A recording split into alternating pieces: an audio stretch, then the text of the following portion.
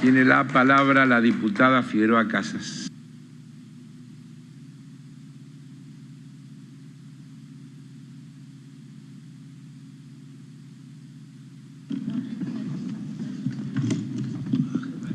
Gracias. Gracias, señor presidente. Bueno, ya muchos diputados han planteado algunas de las disidencias que podemos tener en algunos artículos del presupuesto. Y yo quería hacer una reflexión sobre que, en general, esos artículos están dentro de los más de 50 que ya mencionó la OPC, no cumplen con el principio de exclusividad que tiene que tener el presupuesto. O sea, no cumplen con el artículo 20 de la Ley de Administración Financiera, que plantea que debe contener normas que se relacionen directa y exclusivamente con la aprobación, ejecución y evaluación del presupuesto del que forman parte. En consecuencia, no podrán contener disposiciones de carácter permanente, no podrán reformar o derogar leyes vigentes, ni crear, modificar o suprimir tributos u otros ingresos.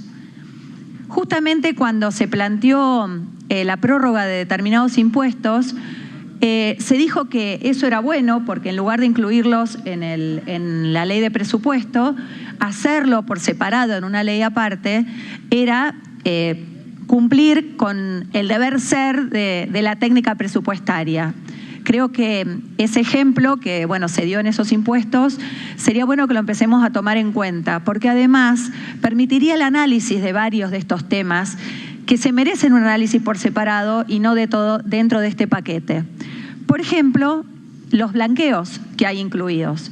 Ya hemos manifestado que nos parece correcto que eso se haga en una ley aparte para poder fundamentarlo y explicarlo.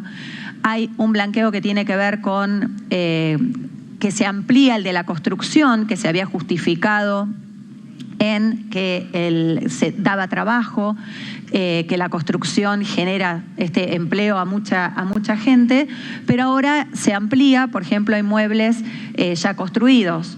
O el otro blanqueo que se aplica a importaciones.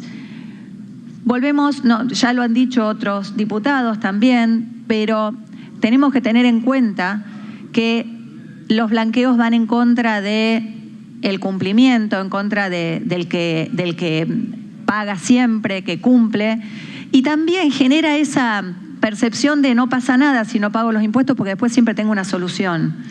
Me parece que tenemos que empezar a tomar conciencia de eso y darnos cuenta de si es tan generalizado, que todo el tiempo estamos dando beneficios, que todo el tiempo estamos pensando en blanqueos en forma de que la gente se regularice, quizás el problema esté en otro lado y esté en esa presión tributaria tan alta que tenemos, que hace que mucha gente no cumpla.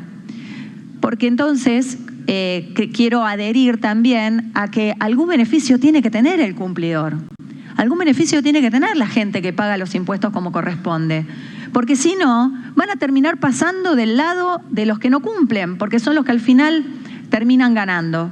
Entonces me parece que sería muy bueno, primero, separar de la ley de presupuesto estas leyes, pero después que tengan en cuenta algún beneficio para aquellos que cumplen. Y hablando de presión tributaria, también hay un artículo que da la potestad de poder aumentar dentro de las deducciones la posibilidad de no pagar impuestos a las ganancias sobre el aguinaldo o de ese incremento que hicimos raro que hace que la gente que gane, que ahora parece que se va a aumentar también, pero que si uno gana hasta un importe no va a pagar, se cubre la diferencia que puede haber con las deducciones y no va a pagar. Y cuando sale de ese punto, de ese lugar, empieza a pagar con toda, porque el problema ahora se está dando en las escalas. Entonces, al que le toca pagar, de golpe le toca pagar mucho, porque con la inflación las escalas se han achicado. Entonces, rápidamente uno llega a un 30%. a un 35%. Y esto está pasando y lo estamos escuchando permanentemente, y por eso también se planteó un parche que es el de las guardias, que se planteó el otro día, de que si hacen más de 4 guardias no paguen ganancias. Hay un desincentivo a la gente a trabajar más tiempo, incluso a ganar más. Entonces, creo que en vez de estar pensando en seguir haciendo parches y ajustes así que terminan distorsionando todavía más y desincentivando el trabajo, tenemos que empezar a ver del otro lado las escalas del impuesto para ver una forma de que sea más justo, y no que la inflación, aparte de pegarte una vez porque todo se encarece y no te alcanza para comprar, te pega otra vez haciéndote pagar impuestos cuando no estás ganando más, sino solo nominalmente por efecto de la inflación. Además, algunos otros artículos para mencionar que también están por fuera del artículo 20, es el de las retenciones, que ya se ha mencionado, que no queremos acompañar esta delegación. También plantear el tema de la emergencia alimentaria, por qué se considera que es necesario prorrogarla.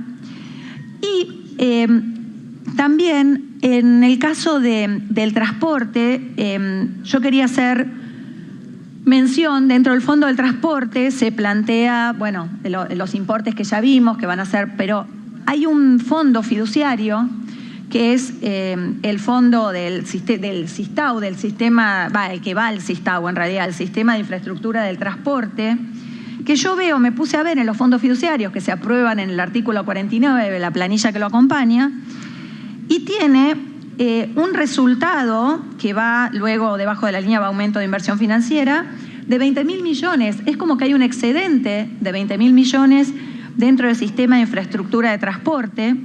También hay excedentes en fondos para vivienda social, en fondos hay una ayuda para refinanciamiento hipotecario que prácticamente no tiene gasto. Creo que además de mirar el gasto tributario, también tenemos que ver estos fondos fiduciarios que no están teniendo movimiento, que juntan fondos y terminan a lo mejor invertidos en títulos, pero no están llegando a cumplir su objetivo. Me llamó la atención del fondo de refinanciación hipotecaria, teniendo los problemas que tenemos con los UVA, gente que está planteando los problemas que tiene, que nosotros estemos generando fondos que no tengan destino y que pudieran servir para paliar a lo mejor alguna de estas situaciones. Pueden ver que hay otros que quedan así en inversión financiera, como el FOGAR, el Servicio Universal.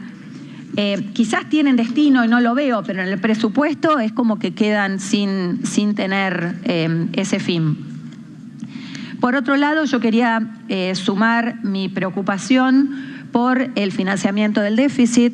Acá se planteó ya el tema del déficit cuasi fiscal y lo que pasa con el Banco Central. A mí también me preocupa que si hay una parte del déficit que se va a terminar financiando con mercado local, ¿no?, con mercado crediticio, que sabemos que no es muy grande, tener en cuenta que eso puede afectar a las empresas que van a buscar ese mismo mercado o a las personas que van a buscar ese mismo mercado fondos. Sabemos que con tasas de interés complicadas, pero bueno, tratar de ver y entender que no es infinito y que podemos tener problemas de inversión en ese sentido por estar financiando al Estado en lugar de poder financiar a la actividad privada. Por otro lado también, ya lo hemos planteado, no quiero repetir porque algunas cosas en las preguntas las planteamos, el tema de la inflación considerada. Yo cuando me tocó preguntar, planteé que las expectativas de mercado hablaban de un 84% para el 2023 y las de septiembre, que se publicó después, hablaba de un 90%.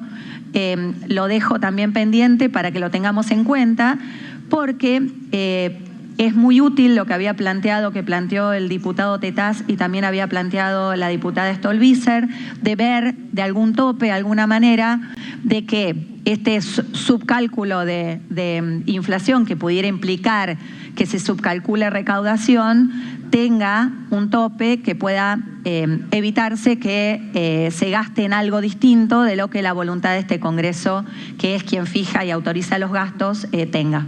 Muchas gracias. Gracias, diputada.